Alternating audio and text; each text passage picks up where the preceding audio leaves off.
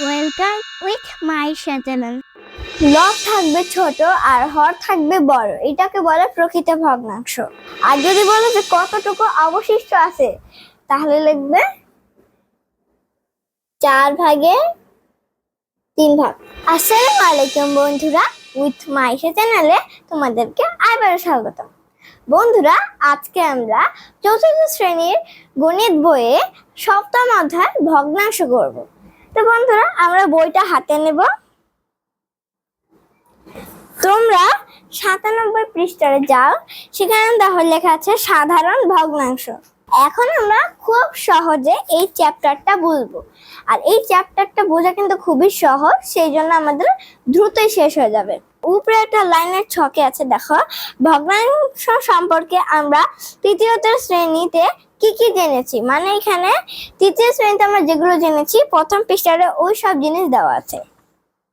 আমরা পরের পৃষ্ঠায় যাই, এখানে তেমন কিছু নেই। এখানে খালি ঘরে ভগ্নাংশ লিখি। এরপর দেখো এখানে একটা ছোট একদম নিচে দেখো হলুদ কালার একটা বাক্সে লেখা আছে 1 এর চেয়ে ছোট ভগ্নাংশকে প্রকৃত ভগ্নাংশ বলে, এবং 1 এর সমান বা 1 এর চেয়ে বড় ভগ্নাংশকে অপ্রকৃত ভগ্নাংশ বলে। এই দুইটা তোমরা আলাদা ধাপে দাগাও, আমি পরে তোমাদের প্রশ্ন লিখে দেবো, এরপর এটাই তোমাদের উত্তর হবে। 99 পৃষ্ঠাতে ওই যে উপরে একটা প্রশ্নবোধক চিহ্নের কর্নারটাতে দেখো রুটির পরিমাণকে ভগ্নাংশে প্রকাশ করি। এখানে মানে রুটির ডান পাশে দেখো একটা বক্সে আছে, এখানে 60টি আছে 4/1 তো এটা বোঝার মতো কিছু নেই। এই যে দেখো এখানে একটা বড় একটা সবুজের মতো বাক্স আছে টিয়া কালার, এর উপরে একটা লেখা আছে পূর্ণ সংখ্যা ও প্রকৃত ভগ্নাংশ মিলে মিশ্র ভগ্নাংশ। বন্ধুরা, এখানে 98 পৃষ্ঠায় ওইটা দাগানোর পর আমরা 99 পৃষ্ঠায় যাবো। এটা কিন্তু মেন ইনগ্রেডিয়েন্টস, ঠিক আছে? এখান থেকে আমাদের মেন জিনিসটা শুরু। তো এখানে দেখো একটা প্রশ্নবোধকের যে ছকটা আছে, সেখানে আছে রুটির পরিমাণকে ভগ্নাংশে প্রকাশ করে। দেখো এখানে সবুজ একটা বক্স আছে মানে টিয়া কালারের, এর উপরে একটা লেখা আছে পূর্ণ সংখ্যা ও প্রকৃত ভগ্নাংশ মিলে মিশ্র ভগ্নাংশ। আসলে বন্ধুরা, তোমাদের একটা মেন জিনিস লেখায়, এটা একটা রুলস হিসেবে তোমরা পড়বে, ঠিক আছে? এটা তোমরা খাতায় লিখে নাও, এটা দরকারি। লেখো সাধারণ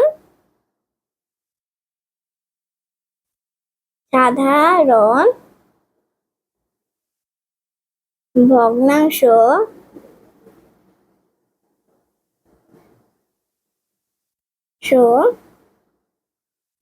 মোট 3 প্রকার।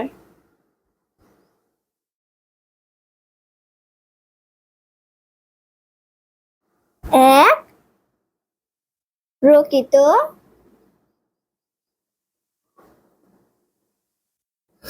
ভগ্নাংশ।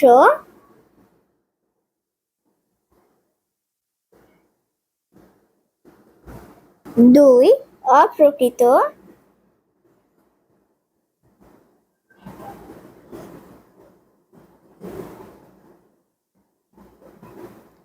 ভগ্নাংশ।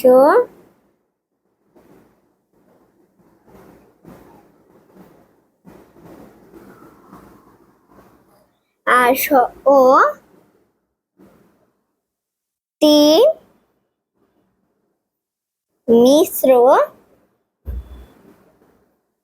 ভগ্নাংশ।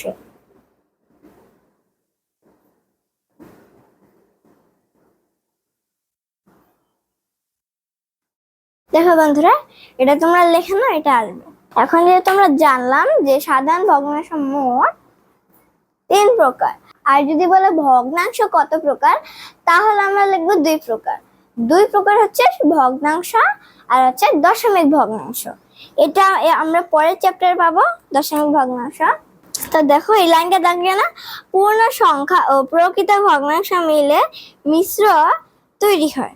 বন্ধুরা, তোমাদের যদি আমি একটা ক্লু দিয়ে দিই, মানে একটা সংজ্ঞা দিয়ে দিই মিশ্র ভগ্নাংশের, তাহলে তোমরা পাবে মিশ্র ভগ্নাংশ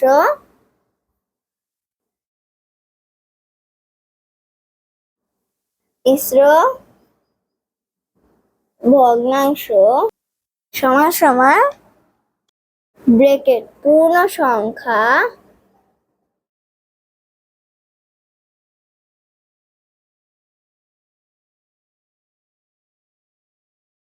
হর গুণ হর যোগ লব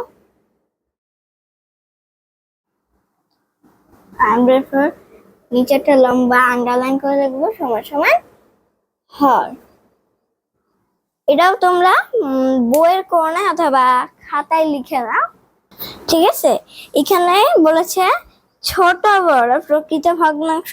আচ্ছা, এই টিয়া কালার বক্সে কিন্তু তোমাদের বুঝিয়ে দিয়েছে প্রকৃত, অপ্রকৃত আর মিশ্র ভগ্নাংশ। অপ্রকৃত ভগ্নাংশকে মিশ্র ভগ্নাংশে, আবার মিশ্র ভগ্নাংশকে অপ্রকৃত ভগ্নাংশে প্রকাশ করা যায়, এটাও তোমরা ডাক দাও। আর টিয়া কালার বক্সে আছে ছোট বড় প্রকৃত ভগ্নাংশ, মানে লব থাকবে ছোট আর হর থাকবে বড়, এটাকে বলে প্রকৃত ভগ্নাংশ। অপ্রকৃত ভগ্নাংশ বলে লব থাকবে বড় আর হর থাকবে ছোট, যেমন 2/8 বড়। বন্ধুরা, এখানে তোমাদের প্রকৃত ভগ্নাংশ কিভাবে, মিশ্র ভগ্নাংশ কিভাবে আর অপ্রকৃত ভগ্নাংশ কিভাবে, তো দেখো এখানে যদি আমরা দেখি, বন্ধুরা এটা কি তোমরা লিখেছো? এখানে প্রকৃত ভগ্নাংশে একটা উদাহরণ, প্রকৃত ভগ্নাংশ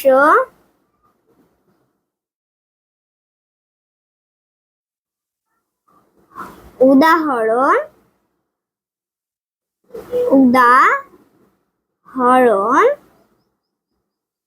দেখো উদাহরণ হলো, এখানে আমি লিখেছি 5/2, এটা হচ্ছে হর, এটা হচ্ছে লব। লব ছোট হর বড়, তাহলে এটাকে বলা হচ্ছে প্রকৃত ভগ্নাংশ। আর অপ্রকৃত ভগ্নাংশ দেখো,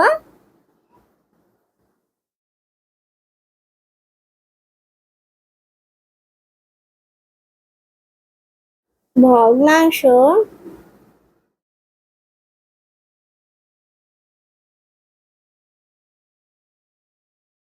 উদাহরণ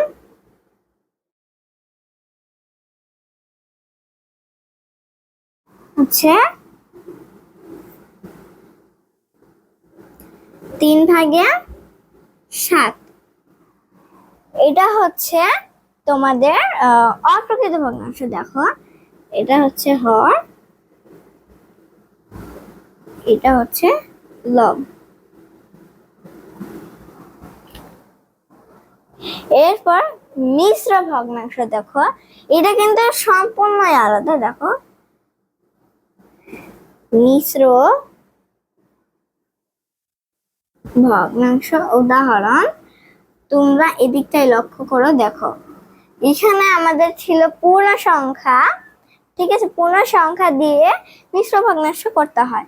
তাহলে আমি যদি এখানে একটা পূর্ণ সংখ্যা দিয়ে, ধরো 1, মিশ্র ভগ্নাংশ পূর্ণ সংখ্যা আর প্রকৃত ভগ্নাংশ দিয়ে হয়। তো পূর্ণ সংখ্যা, এরপর আমি দিলাম এখানে 3/2, এটা হয়ে গেল আমাদের মিশ্র ভগ্নাংশ। তোমাদের এখানে একটা দিই প্রকৃত, এটা প্রকৃত,